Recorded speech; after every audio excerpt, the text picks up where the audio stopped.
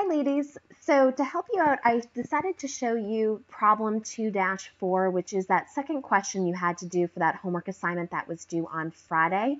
So I thought this might help clarify how we're going to be using the ledger with these beginning balances. So what they want us to do first is they give you an unadjusted trial balance, meaning that the company's been in business for a while, so this isn't their first month of operations. So we have balances to start with that we need to factor into our balances. So I'm going to use the cash account as an example for us going forward. So if we open our ledger account here and we go to our cash balance, we're going to put in a beginning balance. So they tell us to put the beginning balance as of April 1st. In the item column, we're going to write in balance to indicate that this is a beginning balance. It's not a transaction that took place. And therefore, we're going to put a check mark in the post-reference column, again, indicating that there's no journal entry that's going to represent this amount, that it is just a beginning balance for us. And in our unadjusted trial balance, we'll see right here that cash has a debit balance of $26,200 debit. So we're going to put it in the balance column of $26,200. We only use this first debit and credit column when we're recording what happened on a specific date for a journal entry transaction. So let's do a couple journal entries just so we can see how we do our postings. So if we open our journal, it tells us on April 1st that we paid rent on the office for the month in the amount of $5,500. So we put in for April 1st, we're paying rent, so we have a rent expense of $5,500. Our expenses are always increasing, so they're always recorded as debits. And we paid with cash, so we know cash is an asset, and we decrease an asset with a credit of $5,500. So now if we were to post this transaction, we could go to our cash ledger account. And on April 1st, we don't have to write anything in the item column.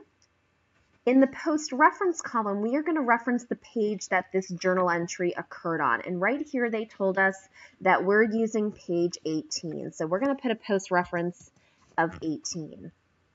We're then going to record what happened to cash on April 1st in this transaction. And again, here we can see that our cash was credited for $5,500.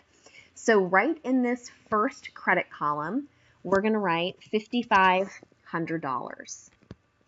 We now need to update our balance for cash. So our balance in cash was $26,200 debit. And we just recorded a credit transaction. And when they're opposites, like this case is a debit balance and a credit transaction, that means we're going to subtract the two numbers. So we take our $26,200 beginning balance, and we're going to subtract away the $5,500 that we just decreased cash by, making our balance now $20,700. So in the debit column, we put $20,700. It's still in our debit column because our debit balance was greater than our credit transaction. So if we go back to our journal, we can record the next transaction. It says we purchased office supplies on account. Oh, actually, before we do that, in the post reference in here in your journal, you're going to reference the account number that you just updated. So cash account number is 11. So that's going to indicate that we just updated the ledger account for cash, which is account number 11 for this transaction. Again, you would do the same process for rent expense in the ledger, but I'm just using cash as an example. So our second transaction on April 2nd, we purchased office supplies, which is an asset for us. So they're increasing by that $2,500.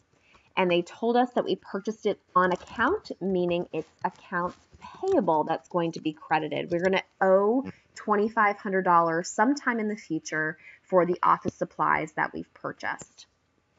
On April 5th, they tell us that we purchased insurance premiums. So we have a prepaid insurance in the amount of $6,400. That is also an asset because it's providing us a future benefit and it's increasing, so we're debiting it. And we paid for it, so we know we paid it in cash, and we're reducing our asset by $6,400, so we're crediting it. So again, if we were to post what happened to cash in this transaction on April 5th,